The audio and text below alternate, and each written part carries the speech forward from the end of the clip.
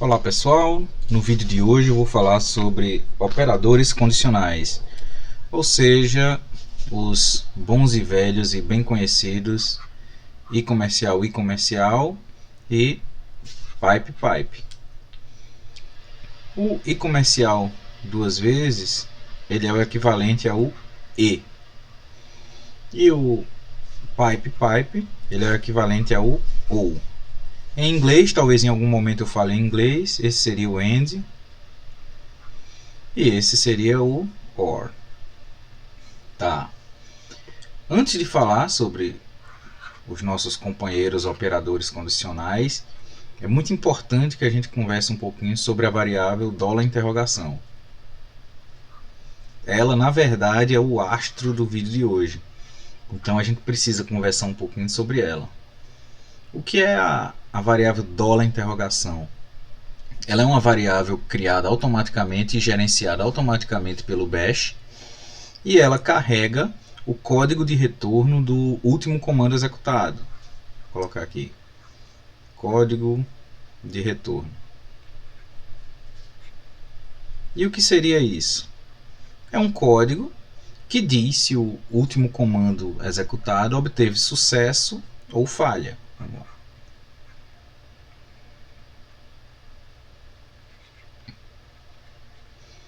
Tá. Qual valor essa variável recebe quando o último comando obtém sucesso? Quando o último comando obtém sucesso, a variável recebe o valor 0. $interrogação recebe 0.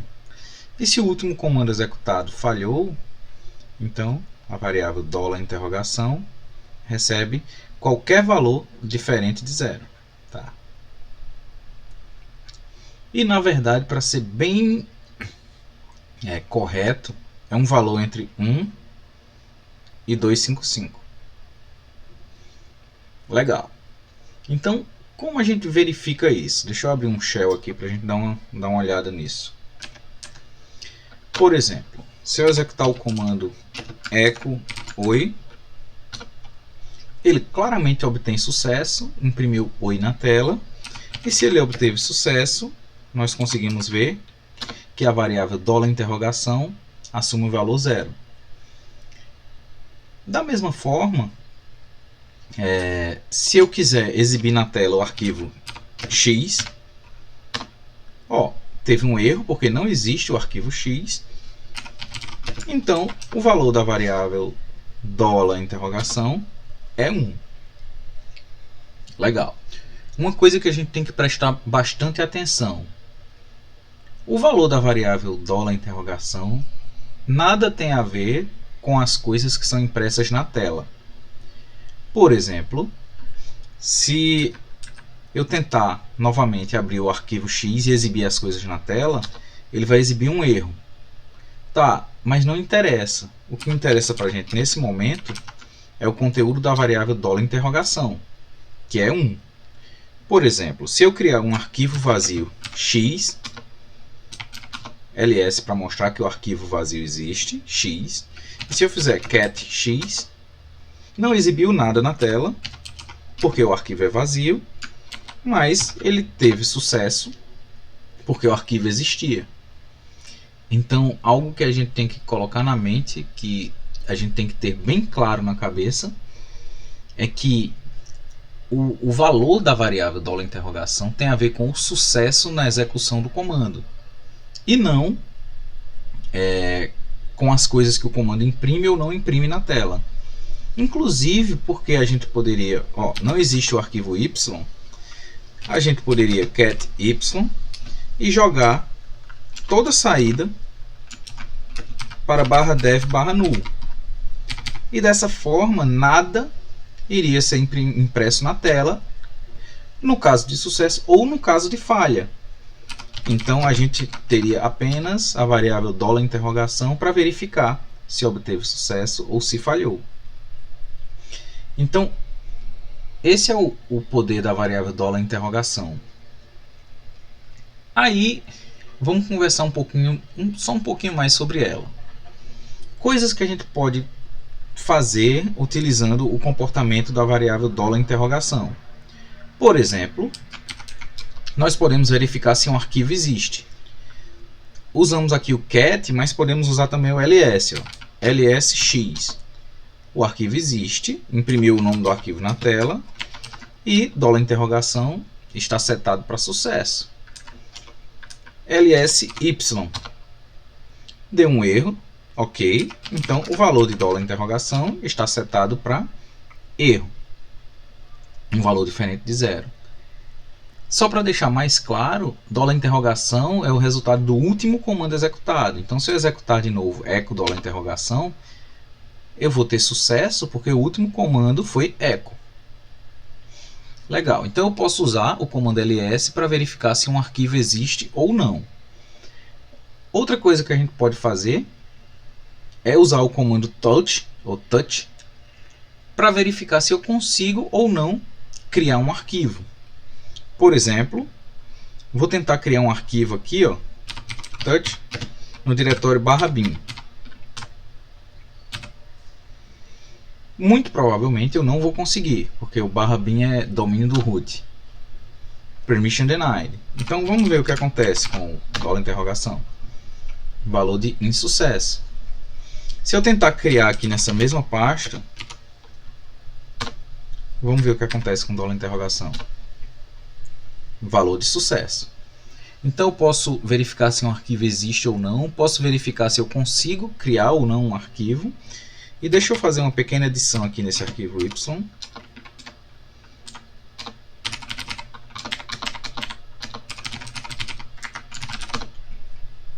Ok, agora o meu arquivo y tem um conteúdo textual, ele não é mais vazio. E eu posso usar o comando grep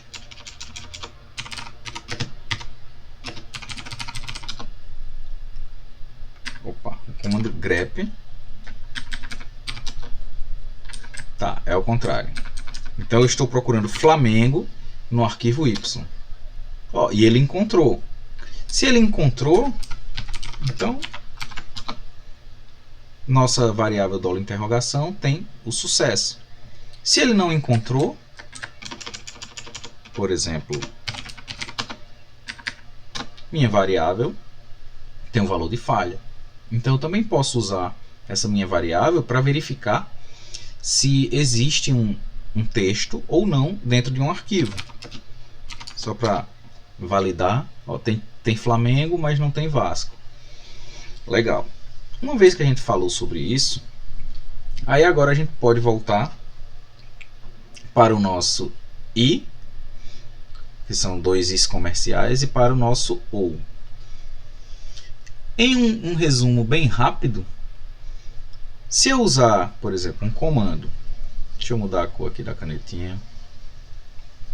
Se eu executar um comando e depois eu colocar um i comercial e depois fizer outro comando,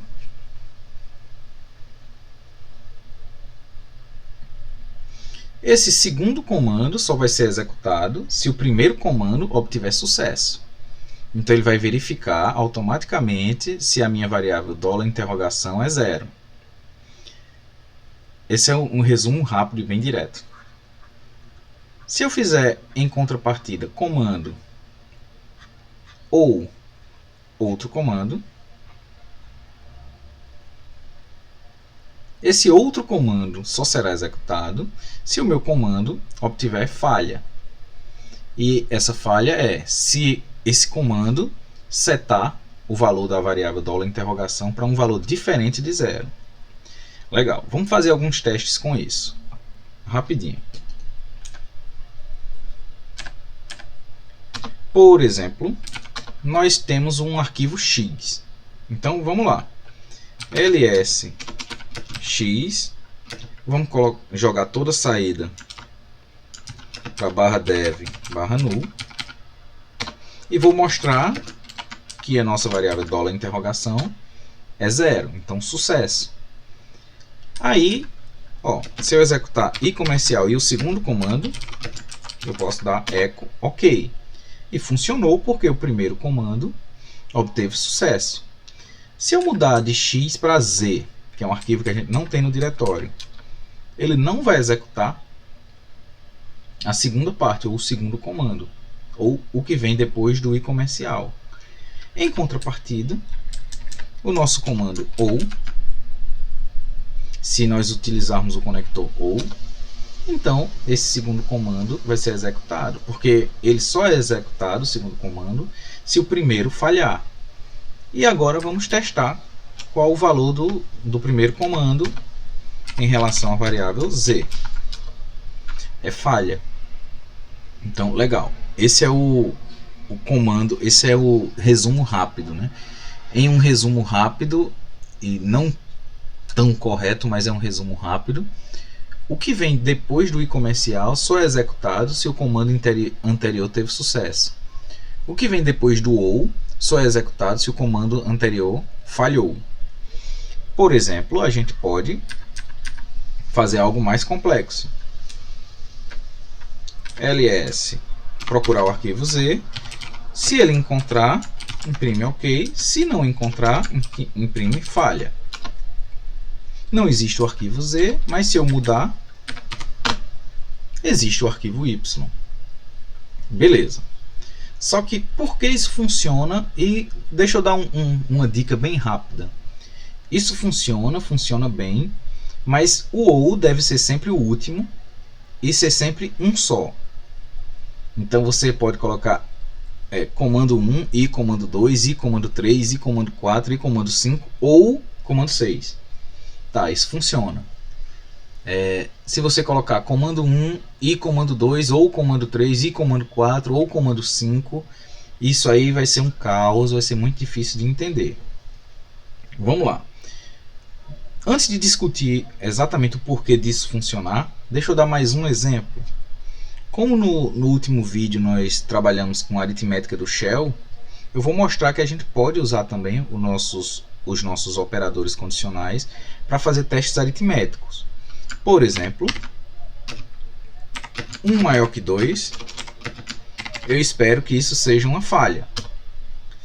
Não imprimiu nada na tela, o que era esperado. Vamos ver o valor da variável $interrogação. Falha, não foi sucesso. Eu fiz um teste para ver se 1 era maior que 2 e falhei. Vamos ver agora se 11 é maior que 2. Sucesso.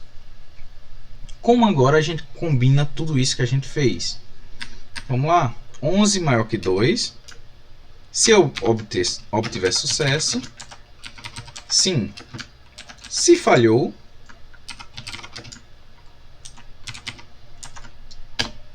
onze maior que 2, como esperado. Agora 1 maior que 2, não. Legal. Ao mesmo tempo, podemos também usar variáveis. A igual a 1, B igual a 2. Não tem problema nenhum. $A, $A maior que $B, não. Mas se eu fizer A igual a 10, agora $A é maior que $B. Tá. Falei 90% do que eu precisava falar, só que agora eu vou explicar o porquê disso funcionar. Tem a ver com curto-circuito e tabela verdade. Vamos para cá para o meu quadro. Então, para deixar as coisas um pouquinho mais simples, eu vou chamar esse comando aqui de comando A e esse comando aqui de comando B. E, como toda operação lógica booleana, nós temos um resultado dela. Por exemplo, se o comando A, vamos aqui, ó, comando A, comando B e o resultado. Se o comando A teve sucesso e o comando B falhou, eu vou até apagar aqui o resultado, vou deixar como A e B. É o operador lógico AND.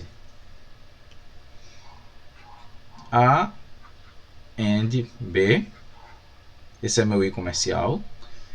Se o A teve sucesso e o B falhou, então o resultado é falha, porque o AND só é sucesso se os dois tiverem sucesso.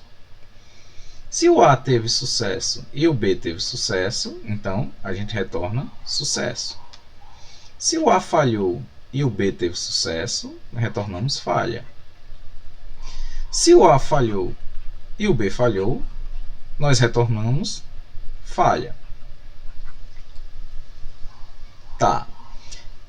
Então, quando a gente vai conversar sobre curto-circuito, o que a gente vai olhar é o seguinte: se eu não executar o B, se eu não executar o comando B, tem como eu saber alguma coisa sobre o resultado, sobre A e B, olhando só para o resultado de A?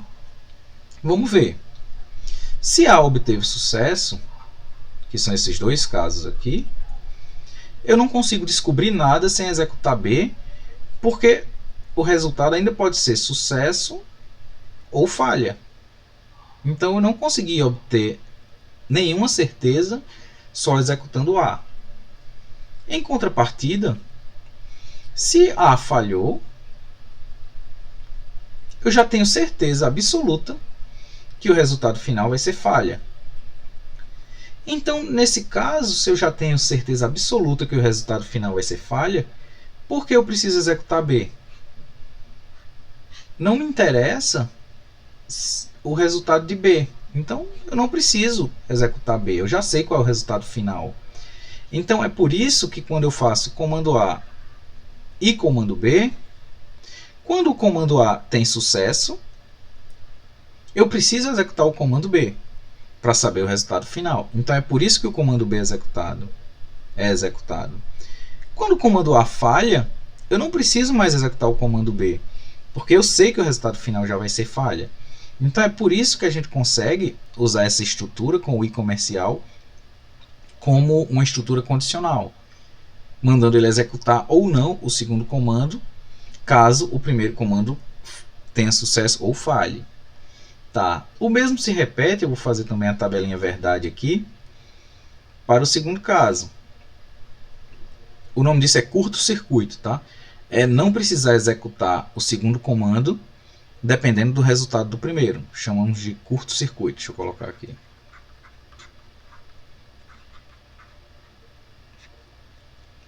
Legal. Então vamos lá. O primeiro comando vamos chamar de A, o segundo de B e o resultado de A ou B.